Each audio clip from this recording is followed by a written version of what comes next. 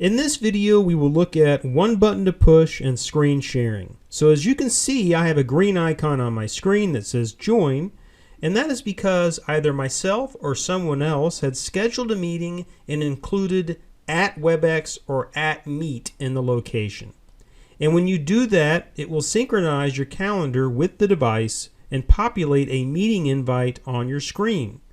And you can have multiple meeting invites on your screen and choose the meeting that you wish to attend.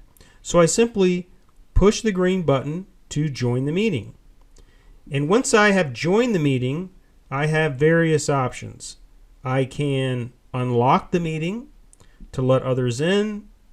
We can also record the meeting. So with the push of a button, people can watch the replay at a later time.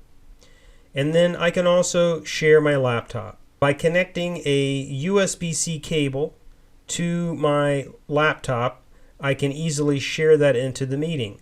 And you can see that when I connect the USB-C cable, we now see a little green button appear, and I push that green button and it will allow me to share my screen into the meeting. I can also push a red button to stop that screen share. So I hope this was useful. Thank you very much.